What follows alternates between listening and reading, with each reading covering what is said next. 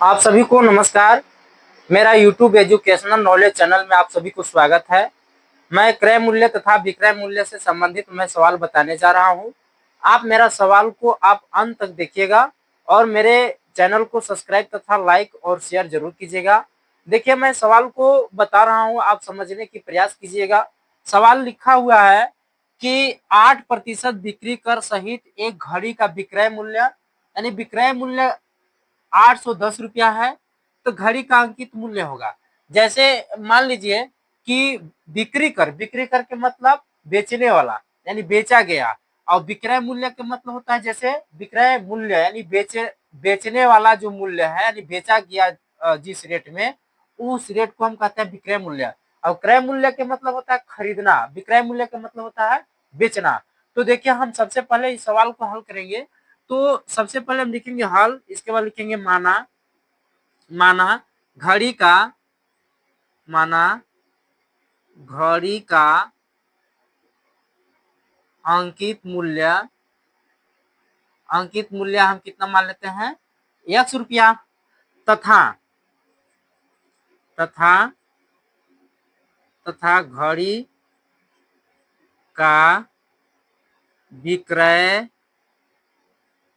मूल्य कितना दिया हुआ है, घड़ी का विक्रय मूल्य कितना दिया है, ₹810 ये दिया हुआ है।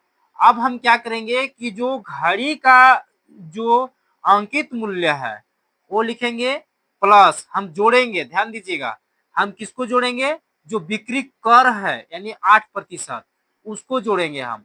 8% गुणे, अब हम क्या करेंगे, अंकित मूल्य को हम प्रतिशत से गुणा करेंगे, तो इसमें गुणा करेंगे। अब बराबर में मेरा जो यानी घड़ी का जो विक्रय मूल्य है उसको हम क्या लिखेंगे, बराबर में लिखेंगे, इस तरह से लिखेंगे। अब क्या करेंगे, यक्स प्लस ये जो 8% है इसको हम लिखेंगे 8/100। इस तरह से हम लिखेंगे 8/100 गुणे यक्स बराबर 810 रुपया।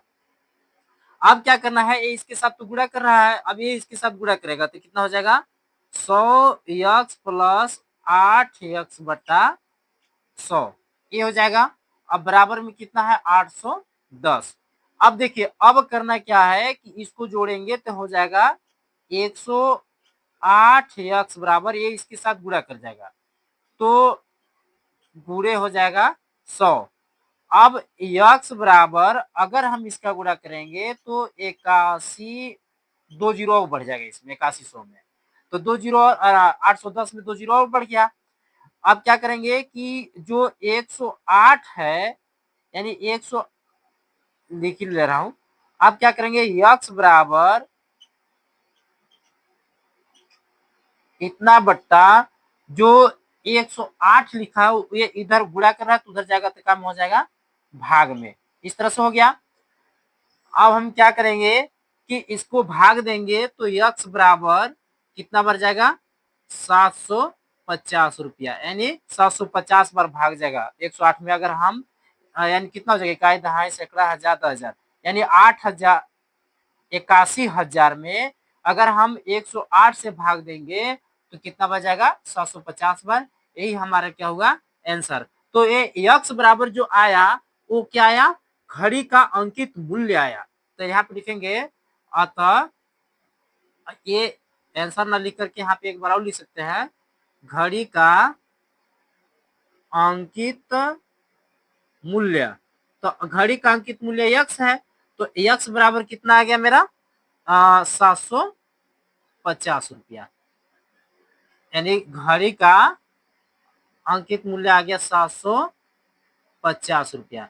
यही हमारा क्या हो जाएगा, आंसर। मैं उम्मीद करूंगा कि आप लोगों को यह सवाल जो है क्रय मूल्य तथा विक्रय मूल्य से संबंधित आप लोगों को बहुत ही अच्छी तरह से समझ में आ रहा होगा। इसी तरह से मेरे सवाल को हमेशा आप देखते रहिएगा और पूरा वीडियो देखिएगा। जहां तक कि अगर आपको समझ में नहीं आता है तो आप कमेंट करके आप हमसे पूछ सकते हैं, हम आपको सवाल दोबारा बताने की प्रयास करूंगा। धन्यवाद।